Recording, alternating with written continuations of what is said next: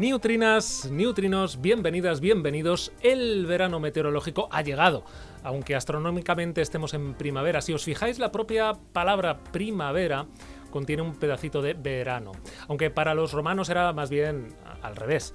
El verano era una especie de parte de la primavera, en verdad. Allí lo consideraban un poco todo junto. En fin, estación fría, estación de calor. Ahora hay algunos estudios que dicen que para final de siglo tendremos un poco eso, pero totalmente descompensados. 6 meses de verano y 3 de invierno, eso en nuestras latitudes. Esta semana hemos conocido 2 cosas. La primera, que la EMET ya anticipa un veranito fino de calor, muy por encima de la media en algunas ciudades de España, sobre todo julio y agosto, y en general por encima de lo normal en todo el hemisferio norte, que es el que más se está calentando. La primavera ha sido particularmente cálida en el polo, en regiones árticas, aunque es verdad que un par de episodios fríos, un tanto extremos, han empujado a la baja las temperaturas medias primaverales allá por el centro de Europa. Seguro que os acordáis de Filomena, que también hizo bajar nuestras medias, pero en general hace más calor.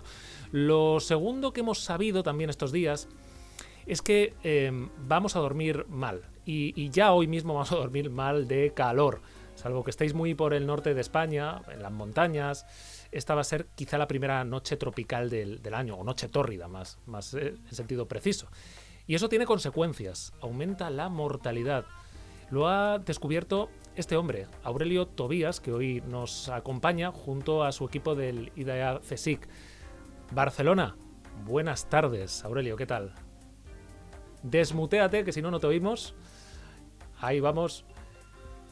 ¿Qué tal? Listo. ¿Mucho calor o no? Pues sí, la verdad que hoy hace bastante calor en Barcelona y esperamos una nochecita no tropical, pero igual sí que fina filipina. A lo mejor la primera del año, ¿no? De estas ya que hay que dormir con la ventana abierta. Te veo ahí delante de una ventana, no sé si la tienes cerrada precisamente para que no se escape el poco frío que haya dentro de casa. No, de hecho la tengo abierta porque aquí no me llega el aire acondicionado y ya llevo 2 o 3 noches durmiendo con la ventana abierta. Oye, te decía, las noches tórridas nos están matando. Eso es un poco una de las conclusiones a brochazo rápido del último trabajo que habéis publicado. Sí, esto fue una idea de Dominique Royer, un colega con el que trabajamos de Santiago de Compostela. Que lo tenemos al otro lado y le saludamos, que está ahí, está pendiente de este stream. Que él ya estudió el efecto de las noches tropicales en Barcelona hace unos años y ahora hemos ampliado este estudio para un número grande de ciudades del sur de Europa. Y sí, efectivamente, durante las noches cálidas o extremadamente cálidas se incrementa el riesgo de fallecimiento. Bueno, y sin llegar a esos extremos, seguro que muchos de los que estáis ya ahí estáis pasando una tardecita importante. Yo tengo los equipos hoy on fire y he prometido que no se va a caer la emisión. Espero poder llevar este compromiso hasta el final, porque he tenido que refrescar toda la parafernalia que tengo aquí con un brick de caldo de pescado congelado, que si oís ya está bastante descongelado. Os juro que es la única manera en que he conseguido que baje la temperatura de lo que tenemos aquí montado. Súmale los focos y esos que son LEDs. Y de LEDs vamos a hablar en un momentito, y de sueño, porque hoy nuestra Twitch Letter viene cargadita de algunas de las noticias de la semana. Enseguida volvemos a Barcelona, por cierto, la ciudad de la Europa Occidental Sur con más estrés térmico, y con Aurelio para seguir comentando lo que nos viene esta noche, lo que os viene también a vosotras y a vosotros. Vamos con la Twitch Letter.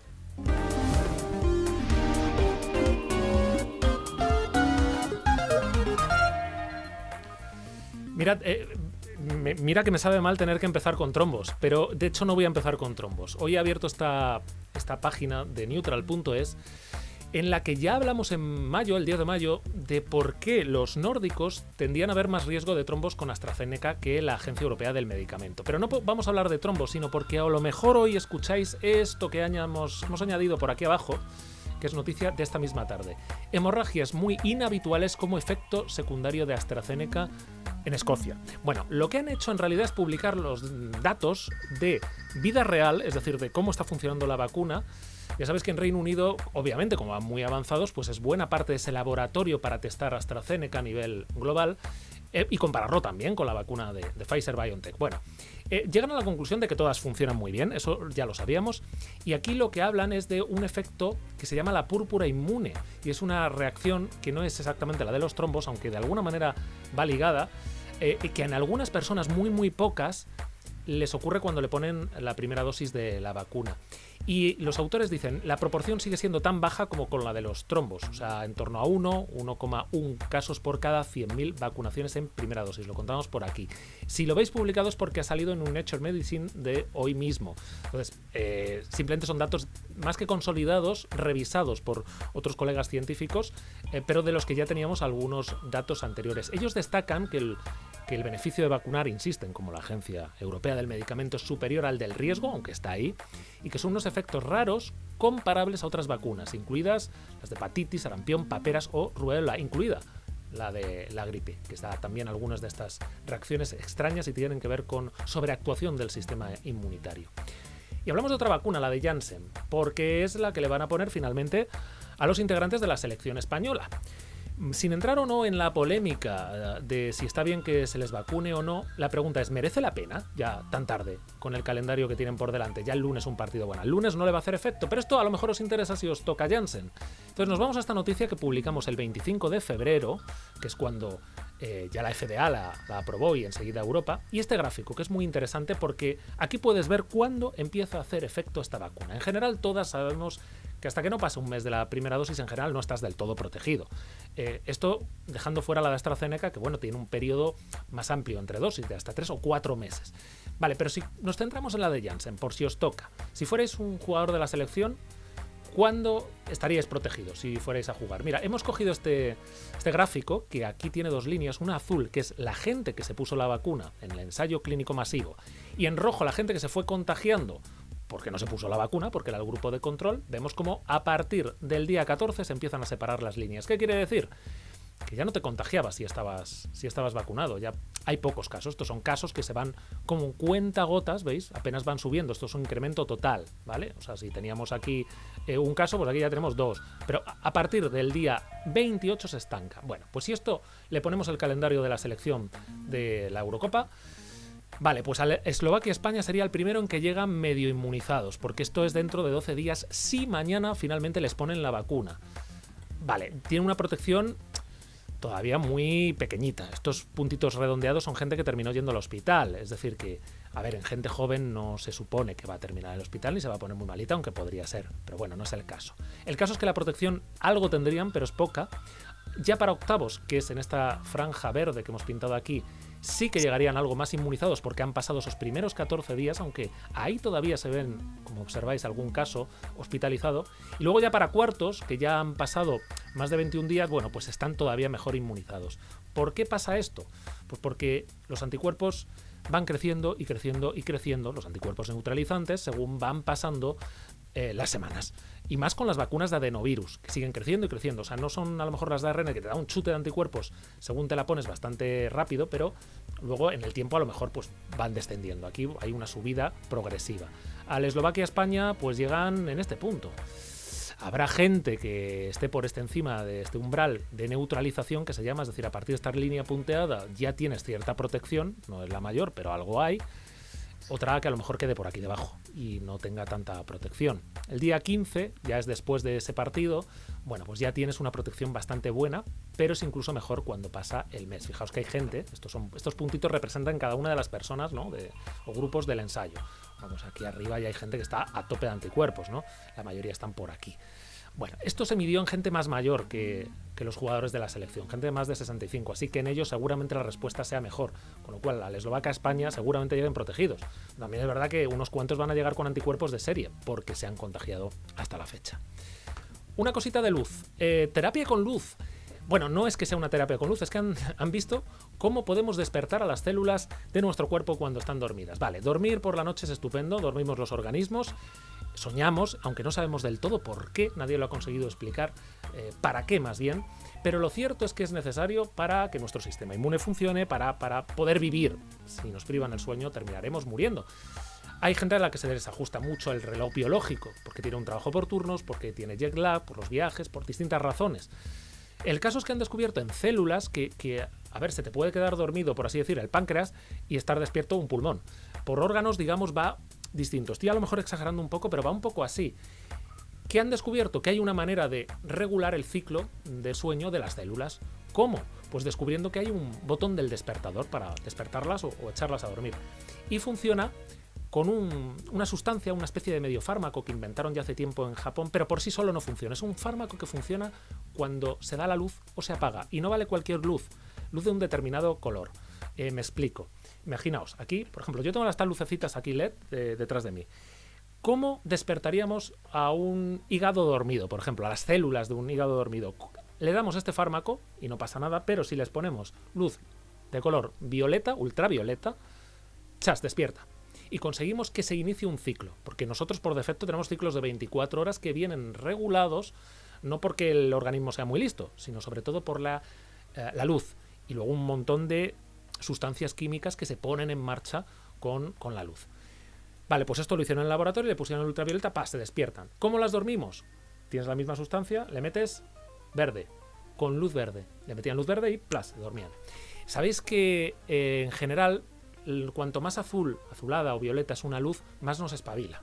La luz del sol tiene un alto componente ultravioleta y cuanto más rojita, pues menos, ¿no? Más anaranjada. De ahí que, pues ya os lo hemos contado alguna vez aquí, se pida por parte de colectivos astronómicos, sobre todo, también a gente experta en fisiología, que las farolas de la calle residenciales pues tiendan a ser naranjas, que las luces de donde nos vayamos a dormir tiendan a ser cálidas, es decir, en este ámbito, en este espectro de los 2000 grados Kelvin, luces color vela, color bombilla clásica de tungsteno y no los fluorescentes blancotes que tienden a ser de un color o tienen un componente más azulado. Los LED más modernos y más blancos, más fríos, tienen ese componente que nos espabila un poco más.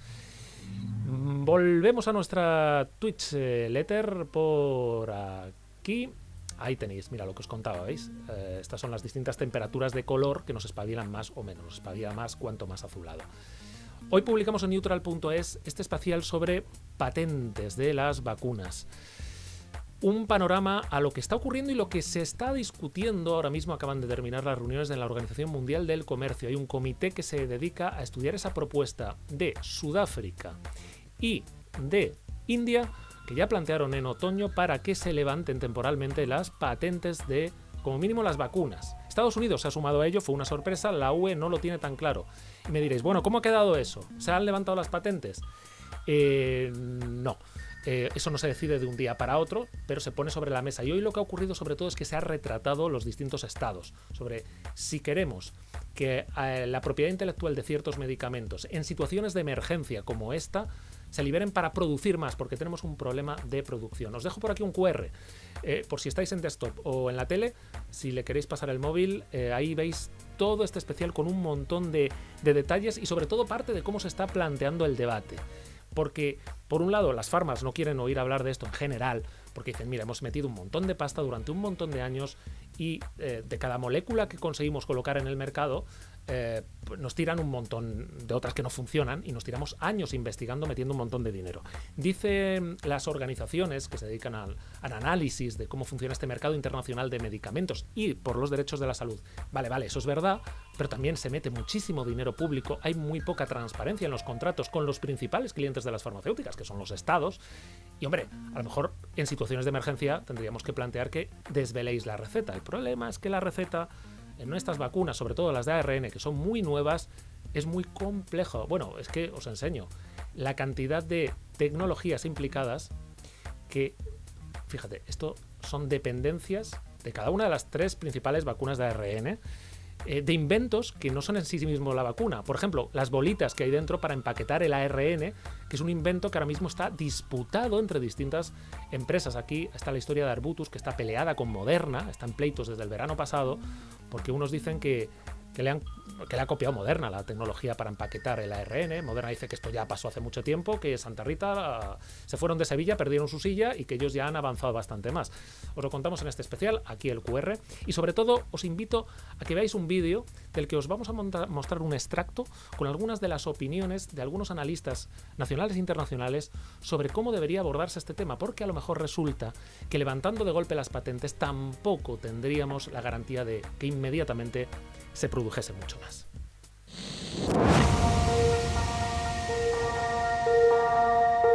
Suspender una patente en sí mismo está bien, pero queda más en una declaración de intenciones que en realidad un ejercicio de poder hacer.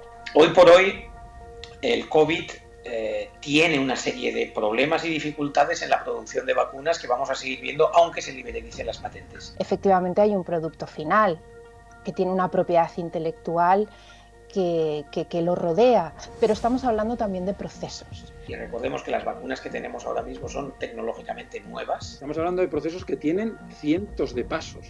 Y la Agencia del Medicamento lo que están valorando es que tú puedas hacer esos pasos, puedas reproducir lotes de vacuna que sean idénticos. Está bien, por otra parte, que el sistema de patentes cuestione que realmente tenemos una barrera. Y esa barrera no solo afecta al COVID, afecta a todo lo demás. Bueno, ya sabes que muchos de los contratos, distribuciones, etcétera, eran bastante opacos, sobre todo al principio. Si sumamos dosis ahora mismo que se pueden hacer gracias a la liberalización temporal de las patentes, no van a salir santas. Y por lo tanto hace falta otra estrategia, que es empezar a compartir las que tenemos. Scandalous in that the distribution is highly uneven. Den Punkt, dass im Augenblick nicht die ganze Welt ausreichend Impfstoffe hat, wirklich nicht in der Frage der Patente. La liberalización de patentes es algo que el gobierno de España ha defendido, pero no solamente eso. ¿Qué otros elementos son necesarios? O transferir una parte de la receta o incluso una parte final de todo un proceso, como pueda ser el llenado y el envasado. Si no se hace a través de una plataforma tipo COVAX, el sistema va a ser muy poco eficiente y va a generar un caos tremendo.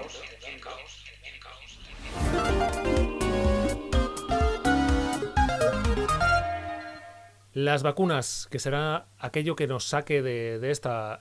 fíjate que, Aurelio, yo no sé si tú crees que ahora mismo, que estamos ya en este verano, al menos meteorológico, ¿nos está sacando antes el buen tiempo que las vacunas? ¿O tú crees que se está notando ya este impacto? Porque teníamos dudas el año pasado, por estas fechas, si esto iba a ser un virus estacional o no. Y, hombre, hemos tenido un invierno terrible, que además ha coincidido con la curva, el pico epidémico, con más o menos el de la gripe, que se anticipa un poco, pero vamos, más o menos ahí, ¿no? ¿Cómo lo ves tú? Yo creo que ha sido como una confluencia de factores. Se ha unido la fatiga pandémica que tenía la población después de estar tantos meses confinados, que ha coincidido justo con el buen tiempo y bueno, esto ha sido como una explosión y ya estás viendo las noticias cada día en Barcelona los fines de semana, cómo se llena la playa, los botellones. Algo similar pasó también el año pasado, ¿no? Cuando, tal y como comentabas, todavía no se sabía o se estaba discutiendo si iba a ser un virus estacional o no, y desde muchos medios de prensa se comentaba que seguramente las altas temperaturas iban a ayudar a desactivar el virus o a reducir su transmisión, y ¿qué es lo que sucedió? Todo lo contrario, ¿no? Pues si en un grupo de gente amplio pones a un infectado, por mucho calor que haga, se van a infectar el resto. Con lo cual, ahora lo que está evitando que tengamos el pico del año pasado es básicamente la vacunación. Tú eres un experto en aerosoles, al final ha sido el gran tema de este invierno, no sé si ahora va a dejar de tener tanto protagonismo en el verano, en el que, hombre, también nos metemos en interiores al final justamente para refugiarnos del extremo calor. Sí, y además con los aires acondicionados circulando, con posibilidad de baja ventilación, claro, lo que nos va a llevar, en teoría, sería a un aumento de la transmisión, como bien comentas, en interiores. Pero de nuevo lo que estamos es que la mayoría de gente o el proceso de vacunación está yendo relativamente bien, relativamente rápido. De hecho, tengo que ir voy el sábado a Madrid a recibir ya la segunda dosis. Maravilloso. De Pfizer. Muy bien, oye. Que es la que me tocaba por grupo de edad. Y, por ejemplo, en casa estamos todos vacunados menos el niño. Yo creo que realmente el proceso de vacunación va a ser lo que va a evitar esta, que sería ya cuarta, quinta ola. Sí, sería la quinta, ¿no? Yo creo. Bueno, el caso es que, vamos a saludar por aquí a Juan Manuel Yuquevera, muy interesante, nos dice, muchas gracias.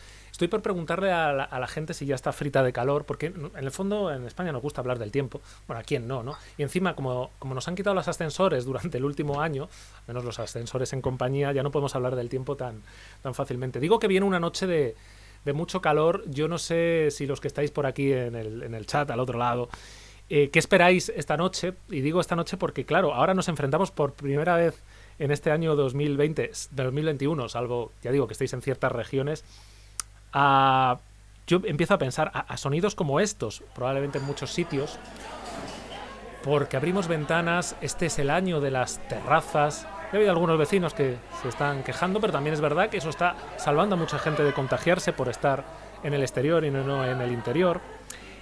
También es posible que, hombre, tengáis más suerte y estáis cerquita del mar. Yo no sé, Aurelio, si tú estás cerca de la playa como para que el sonido que te acompañe sea el de las olas. Pues no. No es el caso. Estoy justo en el extremo norte de la ciudad, con lo cual poca playa escucho. Ahí arriba. Estoy buscando aquí en la librería de sonidos a ver si encontraba algo de... Claro, para la inmensa mayoría imagino que será el ruido del tráfico. Un sonido que, por otra parte, mata. Eso también sabemos que es así, igual que el calor.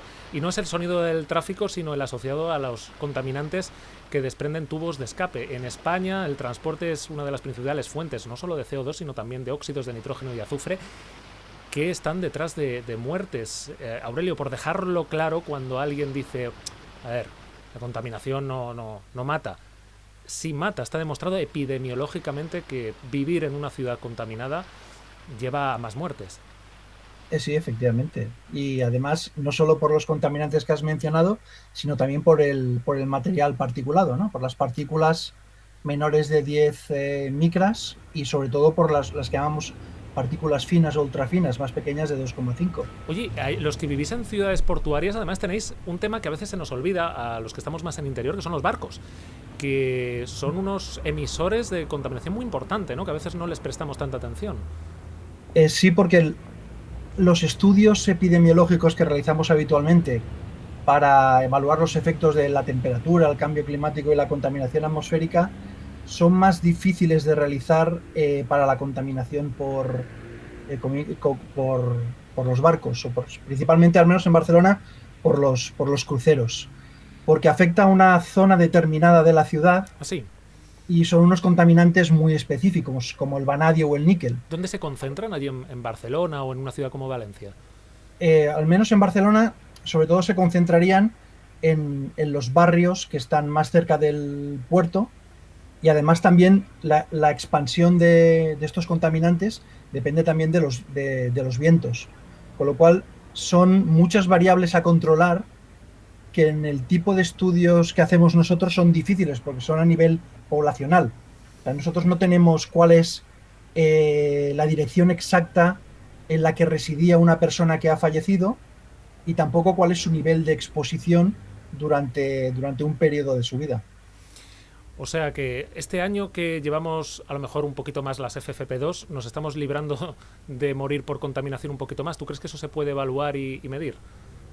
Sí, bueno, de hecho hay un estudio de ICE Global que ya ha valorado que durante los meses del confinamiento estricto, entre febrero y abril, se evitaron como unas 100 y pico muertes en España, únicamente por el descenso que hubo de la contaminación del tráfico en las grandes ciudades. Pero por protegerse, es decir, porque ahora tengamos la obligación de ir con mascarilla, eso se puede estar notando, y en tal caso, por ejemplo, para el material particulado, las PM10, PM2,5, las mascarillas que estamos utilizando habitualmente, ¿nos están protegiendo de esos contaminantes que tenemos en las ciudades? Posiblemente, aunque es algo que se tendrá que estudiar en el futuro, pero de la misma manera que están, o que parece que han protegido de la gripe, porque de hecho este año no hemos tenido gripe. Claro. Y lo mismo sucederá con las alergias. También ha habido muy poca incidencia de alergias. Bueno, o sea, yo creo que eso va a levantar alguna ampolla, yo creo, porque ha sido una semana muy mala esta para muchos. Bueno, a excepción de esta, que es cuando ha habido una eclosión, sobre todo en Madrid, que hace unos días hablé con una compañera tuya de 4 y estaba la pobre hecha polvo en casa. No sé, las gramíneas han venido fuertes. Ahora están, yo creo, las espigas, este tipo de cosas que claro, este año con Filomena, después de Filomena, parece que han brotado con mayor vigor. Había mucha agua ahí retenida y están en las urbes. ¿Por qué tenemos más alergia en la ciudad, paradójicamente? No es que tengamos más alergia, es que la alergia interacciona con la contaminación y es más nociva. Y hay estudios, esto es de cuando yo hice la tesis, porque precisamente la hice sobre el efecto del polen sobre el asma en Madrid, y ya por aquel entonces, hace 20 años, y ya habían estudios que demostraban que el polen afectaba más en las grandes ciudades que no en las personas que residían en el campo. Y era básicamente por la interacción que existe con la contaminación atmosférica. ¿Se pegan, se adhieren a esas partículas que flotan o realmente potencian ese efecto? Sobre todo potencian el efecto, porque los que vivimos en las ciudades, como también en teoría tenemos una peor capacidad respiratoria porque estamos expuestos a mayores niveles de contaminación, es un poco la teoría que ha sucedido con la COVID. Al tener peor capacidad respiratoria, pues cualquier elemento externo nos afecta más.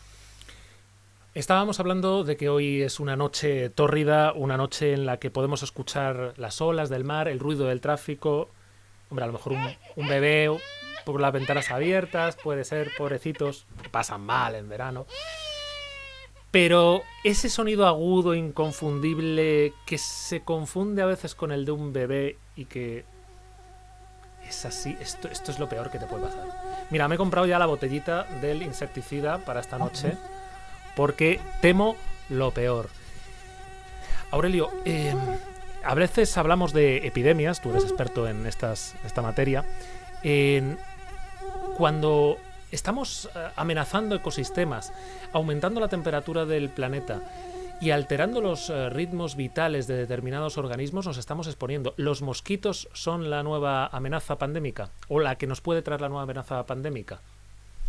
Los mosquitos ya son hace tiempo una amenaza o un vector importante que está incrementando cada vez más el riesgo de traer enfermedades que antes se encontraban únicamente en los trópicos. Sí, y cada vez lo tenemos, por ejemplo, aquí en toda la zona esta de Barcelona, del Vallès, que tenemos el mosquito tigre. Sí. Pues es una problemática grave. Y como te decía, es un vector de transmisión de cualquier tipo de enfermedad. Aumento de temperaturas. Bueno, hoy Barcelona se está llevando todo, pobrecitos. Los barcos. Irene, ¿qué vamos a hacer? ¿Qué vamos a hacer, por favor? Desde por aquí... por eso trabajo aquí. Tenemos el ambiente perfecto para un investigador en epidemiología ambiental. Perdón, menos mal que hay muchísimas cosas buenas. Allí. Yo creo que hay audiencia desde aquí. Irene, desde luego, que nos estará viendo, pero quiero saludar también por aquí del chat. Yo creo que hemos visto aquí había por aquí de Barcelona. Lo que sí sé es que Juan Manuel nos escucha desde Córdoba. Mi pésame desde aquí. Hoy va a ser una noche fina por allí. Sevilla también.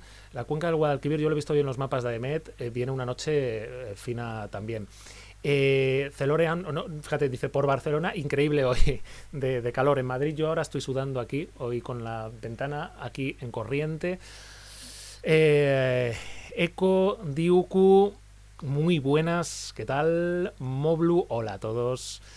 Bueno, me preguntan por aquí, aunque esto, tiene que ver con COVID, me salgo un poco del camino, dice, ¿qué opináis del repunte en Reino Unido? Bueno, no sé si quieres comentar algo o porque tú mismo decías, la vacunación es lo que yo creo que decías, nos está ayudando ahora mismo a bajar las incidencias. Yo no lo tengo tan claro, Yo no lo tengo tan claro. Yo creo que nos está librando el buen tiempo y que hacemos vida más en la calle que ese 30% que tenemos, no llega al 30% plenamente inmunizado. A ver, todo ayuda, como te decía antes. O sea, no es solo la vacuna, sino también lo que comentas, el estar al aire libre, el interaccionar más. Pero lo que comentaban en la pregunta sobre el repunte en Reino Unido es algo de esperar, porque mientras no controlemos, mientras no se vacune a nivel global, lo que es muy probable es que vayan surgiendo nuevas variantes. Y estas variantes afectarán a un país u otro, dependiendo principalmente del grado de movilidad. Y algo similar ya se observó en Israel cuando estaban vacunando, ¿no? Que parecía que la curva no iba a bajar, pero llegó un momento que empezó a bajar. En Reino Unido ahora está subiendo porque tienen la nueva, ¿no? Tienen como más, la nueva variante india es como más prevalente, pero llegará un momento que cuando vacunen todavía más, que debe estar por el 60% ya, empezará a disminuir otra vez la curva. O sea, el impacto que tiene. O sea, yo lo que esperaría es que en los próximos meses, de aquí a Navidad, más que una estabilización, vayan habiendo como olitas. Como una pequeña marejada de subir, bajar, dependiendo sobre todo de lo que suceda este verano, de cuál sea la movilidad de la población entre países a raíz de las vacaciones. Fíjate que ahora quizá nos preocupen un poco menos esas pequeñas olitas si no van acompañadas de olas también en los hospitales. Vamos a cruzar dedos de que ahí estén funcionando muy bien, porque están funcionando muy bien todas las vacunas con todas las variantes para evitar las hospitalizaciones, al menos de momento. Fíjate que tú eres un experto en contaminación y alguna vez tú decías que ya era un factor de riesgo trabajar en la calle, tal y como están las ciudades. La paradoja, y volví al punto inicial, es que ahora es más seguro trabajar en la calle que en un interior en pleno COVID. ¿Cómo conjugamos esta realidad de que tenemos que hacer vida en exterior mientras dure la pandemia con unos índices de contaminación tan altos en las ciudades? Bueno, es más seguro trabajar en la calle para no contagiarte de COVID, pero trabajar en la calle no es seguro para tu capacidad, para tu salud respiratoria o cardiovascular si tienes alguna patología previa. O incluso ahora no es nada seguro con los niveles de calor que estamos teniendo. ¿Por qué? ¿Por qué con el calor es todavía peor? Por los golpes de calor. O sea, directamente por efecto, no por la contaminación en sí misma, sino volvemos al punto inicial de vuestro estudio, ¿no? Los golpes de calor. Oye, España tiene más olas de calor que otros países de nuestro entorno. ¿Qué está pasando en Iberia, que se calienta un 20% más rápido? Bueno, pues somos la zona, estudios del cambio climático demuestran que la zona del Mediterráneo, especialmente en nuestra parte que está en Cataluña, Valencia, bajando hacia abajo, va a ser que ya es templada de por sí, va a ser una de las más afectadas por el cambio climático, bueno, no en el futuro, sino que ya lo estamos viendo. De hecho, en los últimos años, según los datos de AEMET, están siendo los más cálidos de la historia.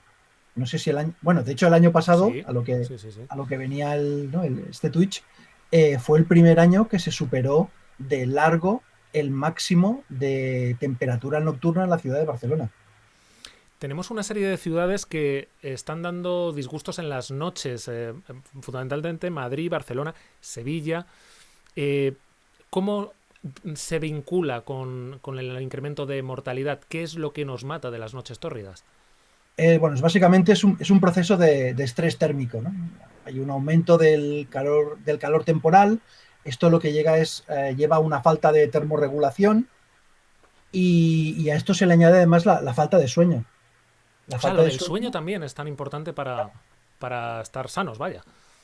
Hay un proceso de desvelamiento y que afecta a toda la fase REM del sueño. Tú imagínate, bueno, no sé si te acordarás cuando eras joven, yo cuando era joven salía una noche y no dormía, iba todo el día zombie. Imagínate además estar sudado, todo el distrés y con el calor acumulado. Sí, no, esto es... ¿Qué enfermedades correlacionan con esa, ya no solo falta de sueño, sino con ese exceso de calor, con ese estrés térmico que tenemos por las noches? ¿Y cuál ha sido un poco vuestra metodología para llegar a esas conclusiones en el particular de España? A ver, el estrés térmico básicamente lo que genera es patología cardiovascular. También se puede asociar si hay una patología de base con enfermedades respiratorias o incluso hoy ha salido, lo tenía aquí preparado, porque pensaba que me lo preguntarías, un artículo publicado en Nueva York que las olas de calor se asocian también con efectos en la salud mental, con peor humor, desórdenes de ansiedad, esquizofrenia y demencia. Para lo primero, seguramente mucha gente que nos esté viendo dirá, ya lo sabía yo, que me pongo, fino con el calor. Ahora, lo segundo sí que es muy, muy grave, porque son episodios ya, patologías muy, muy serias, muy severas, que me estás diciendo que atribuimos a las altas temperaturas. ¿Es peor el calor por la noche que por el día? Esto es algo que tenemos que acabar de estudiar, porque este primer estudio a nivel europeo de Dominic se ha centrado en las temperaturas nocturnas y ahora estamos llevando a cabo otro que se va a centrar en las temperaturas diurnas. Principalmente va bastante correlación. El problema que tenemos es que no tenemos la hora del fallecimiento, con lo cual lo que es nuestro indicador de salud realmente no sabemos si sucede por la noche o por el día. Y ahora lo que estamos pensando es tratar de acceder a datos hospitalarios en los cuales sí que existe la hora de ingreso en urgencias para acabar de contestar a la pregunta de qué es lo que afecta más, si el calor extremo nocturno o diurno. De todas maneras, durante el día estamos siempre en movimiento, entrando, saliendo de lugares que sobre todo ahora en verano pues están con un mayor o menor grado de refrigeración con los aires acondicionados. Pero claro, cuando llega la noche, si estás en tu casa sin aire acondicionado, con una noche como la de hoy, por mucho que abras la ventana, te va a costar conciliar el sueño. Y como encima tengas un bar debajo hasta las 2 de la madrugada o una plaza cercana haciendo botellón, ya te digo yo que no duermes en toda la noche. Y no todo el mundo puede permitirse acceder a un confort climático, ni siquiera vivir en zonas tranquilas, silenciosas. Volvemos a Estados Unidos. Allí hablan directamente de racismo climático, porque poblaciones, normalmente determinadas grupos poblacionales asociados justamente a poblaciones hispanas o afroamericanas, que han visto cómo correlaciona su nivel, por un lado, de pobreza, eso ya lo sabíamos, pero también con mortalidad por exponerse al clima. ¿Estamos ante las primeras víctimas climáticas en el llamado primer mundo? Sí, sí, desde luego. Pero este racismo climático del cual hablan en Estados Unidos es lo que aquí llamamos pobreza energética. En Barcelona también tenemos estudios del efecto de isla de calor, y este efecto de isla de calor sucede sobre todo en los barrios más deprivados, ¿no? Que son edificios antiguos, altos, sin acondicionamiento, donde el calor se concentra más, sobre todo durante las noches. Estamos hablando de ciudades y me quiero ir un momento al campo, también pensando en que el estrés del calor, el estrés también asociado a la falta de agua, estrés hídrico, claro, se carga cosechas. ¿Cuál es el riesgo en un país como España, en particular, en estas latitudes en las que encima tenemos una huerta para toda Europa en uno de los lugares con mayor riesgo de desertización de todo el continente?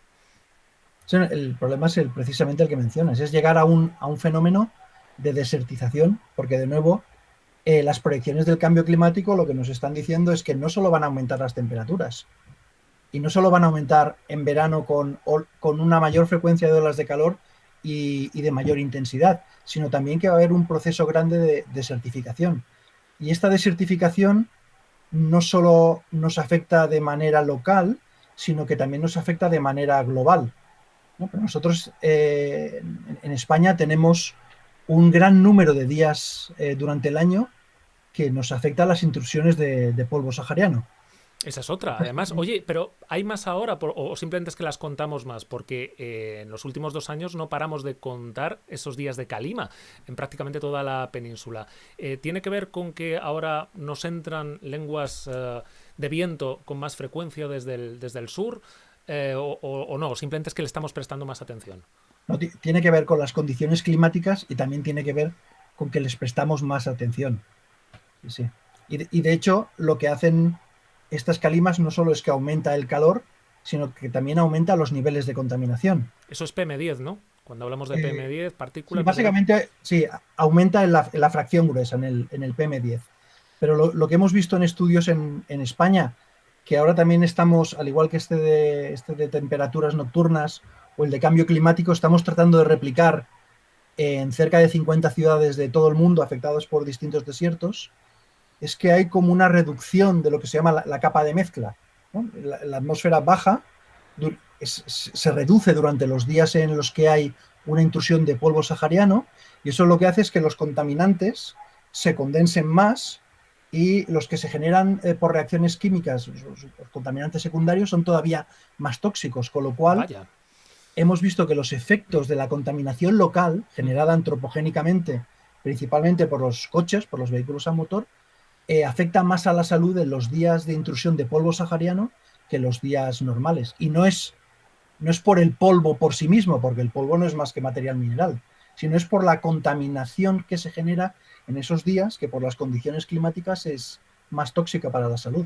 Por lo cual es un problema grave más allá de la propia desertificación local. Oye, ¿esto de que los virus y bacterias pueden cabalgar en esas partículas que nos llegan del desierto y viajar kilómetros? Buena pregunta. Esto es algo que también nos gustaría estudiar durante este año, porque de nuevo volvemos a Barcelona, es que parece que lo tengamos todo aquí. Menudo laboratorio. Esta es la ciudad ideal para un epidemiólogo ambiental, sí, ya te decía. Vaya. Sí. Mosquito tigre, lenguas de polvo sahariano, los barcos, los coches... El procés, es que madre mía. Noches tórridas. Noches tórridas, días tórridos. El Barça, pues esto es... Menuda ciudad, claro, no me extraña. Sí, sí. ¿Y qué te decía yo ahora? Sí, no, que estabais estudiando el tema de virus, bacterias... Sí, en la primera ola, en febrero del 2020, justo coincidió con un mes en el que hubo como 4 o 5 intrusiones de polvo sahariano de una duración bastante considerable, de como de una semana. Y ahora hay una chica en la Universidad de en la Universidad de Jaume I en Castellón, que está estudiando si realmente el virus se puede adherir a las partículas, al material particulado. Si se pudiese adherir, bueno, sería ya una primera indicación de que la contaminación puede ser otro vector para expandir este tipo de virus. Algo había leído, ¿no? Que hay ciertas correlaciones, no muy sólidas, entre subidas de incidencia de coronavirus en días con mayor material particulado. Pero bueno, también es verdad que son correlaciones muy a priorísticas, muy intuitivas, ¿no? Que dices, bueno, pues parece que sí, pero claro, imagínate con coronavirus que tantísimos factores hacen al final que detone ya no una ola, sino que haya una incidencia, una subida o haya un brote, ¿no? Y en cada momento, que apenas estamos estudiándolo. Por aquí, por el chat, bueno, Eco Diuku nos da un montón de datos muy interesantes sobre justamente ese grado con 7 en España desde épocas preindustriales en que ha subido la temperatura. Ya lo ha recordado Aurelio, la EMET hace un par o 3 de semanas nos recordaba que con sus datos en la mano, desde que hay registros no habíamos tenido un año tan cálido de media como 2020 y no olvidemos que a lo mejor las medias nos bajan este año con un Filomena, por ejemplo, con un episodio como este de frío extremo en buena parte del país, pero luego tenemos extremos en verano, olas de calor, 2 el año pasado que fueron muy fuertes y que eso, claro, al final es lo que computa, porque no olvidemos que también el frío extremo también tiene que ver con el calentamiento global, la paradoja, ¿no? Sí, claro. Sí. Aunque sabemos que aunque globalmente el frío, entre comillas, mata más o afecta más, se asocia más con la mortalidad, básicamente porque tenemos más días de frío durante el año que no días cálidos. Pero entre una ola de frío y una ola de calor, a corto plazo, el impacto siempre es mayor con una ola de calor. Y lo que sabemos es que es mayor siempre en la primera ola de calor del verano, es la que más impacta sobre la mortalidad. No estamos preparados, nos viene más de golpe, aunque es verdad que con los datos del MOMOS, hablamos mucho del MOMO, el MOMO se inventó en buena medida para medir un poco el impacto de las olas de calor. Hemos mejorado, ¿no? Año tras año, parece que estamos mejor preparados. Hay otros países que les llega el calor y les tumba, pero en nuestro caso parece que esto sí que nos ha servido para prepararnos mejor para el calor, ¿no? Sí, porque básicamente desde el año 2003, desde la ola de calor que hubo en agosto del 2003, lo que ha crecido muchísimo en España ha sido la prevalencia, el uso del aire acondicionado. O sea, ¿qué es lo que está salvando vidas o por lo menos preventivamente nos está ayudando? Sí, pero paradójicamente lo que está generando es mucho más calentamiento global. Ah, porque eso suelta por el otro lado del extremo del tubo, es calor, claro. Claro. Por no decir el consumo de energía, de electricidad, ¿no? Que también eso termina generando CO2 y calentando por otro lado, ¿no? A largo plazo. No es fácil este equilibrio. Juanma está preocupado desde Córdoba, claro, porque dice, ¿llegará a menguar o desaparecer ríos como el Guadalquivir por la desertización? Posiblemente nosotros lo veremos, pero puede que en un futuro lejano sí que sea posible. Madre mía, voy a poner música apocalíptica.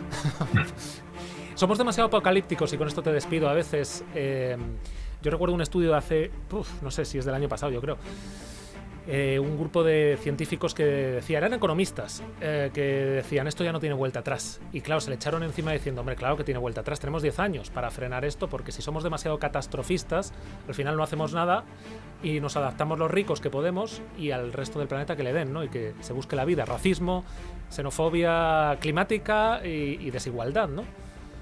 Es precisamente lo que estamos viendo.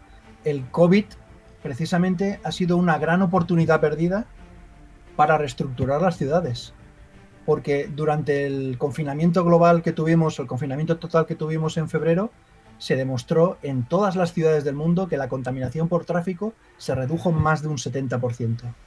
Y hemos tardado solo 4 meses en volver a los mismos niveles o incluso superiores, porque ahora la gente no quiere en transporte público porque tiene miedo a contagiarse. Fenomenal. Aurelio, ha sido un placer hablar contigo. Vamos a ir cerrando porque damos paso a nuestro compañero Taramona. Me ha encantado hablar contigo, aunque sea así más o menos brevemente, y tocar tantos temas tan diversos para que veamos cómo el aire que respiramos es nuestra vida, una obviedad, pero en la que no vemos cosas que a veces nos matan y que por otro lado nos dan la vida. Hemos hablado de mucho polvo en suspensión y una parte de ese polvo es la que nos roba los cielos. Con eso vamos a despedirnos como siempre con nuestro repaso celeste. Aurelio, muchísimas gracias por habernos acompañado hoy en Neutrinos. Muchas gracias a ti por la invitación. Un abrazo muy fuerte. Antes de despedirnos, como siempre, nos vamos a echar un vistazo a los cielos de esta misma noche. Fijaos, esto es de las 11 y pico, voy a retrasar las horas. ¿Qué hora es ahora mismo? Bueno, pues en la España peninsular son las 9 y cuarto, pero dentro de una horita aproximadamente tenemos una cosa, hombre, no es espectacular hoy el cielo, pero tenemos a Marte persiguiendo al Sol en la eclíptica. La línea esta roja que veis aquí en el Stellarium es la de las constelaciones zodiacales. ¿Por qué? Porque es el plano sobre el que gira, digamos, nuestro planeta alrededor del Sol. Y desde nuestra perspectiva tenemos a Cáncer, a Leo, a Virgo, a Libra. Bueno, pues en la eclíptica tenemos nada menos que a Marte, que está persiguiendo, aunque con el Sol va a ser difícil de ver, a... ¿Ves? Ahí está el Sol, la Luna, que ya pues no se ve porque aparte que es muy poquita la que ya hay, está muy pegada al Sol, pero está ahí justamente Venus, debajo de Marte, ¿vale? O sea, si os fijáis, yo creo que hasta ahora es un poco difícil, ya empezará a brillar un poco más adelante, hacia las 10. Muy, muy rasante, si tenéis la suerte de tener un horizonte limpio, veréis un punto muy brillante, eso es Venus, y encima lo rojo, en Géminis, y entre Géminis y Cáncer es Marte. Con esto os vamos a dejar, como siempre. Cielos limpios es lo que siempre demandamos desde Neutrinos, y un besazo enorme a todos los que estáis ahí, a Emilio, a Copilco1, que ha hablado justo de las políticas de urbanismo que ahora mencionaba Aurelio. Espero que lo paséis bien esta noche, que no paséis mucho calor, no sé qué trucos tendréis preparados para soportar esta primera noche tórrida o tropical del año. Esperemos que no la acuséis demasiado. Agur, Mr. Abacus. Nos despedimos, os dejamos con Taramona, como siempre, y hasta el próximo miércoles, con más misterios, en este caso de la física cuántica, que será en el próximo Neutrinos. Hasta luego.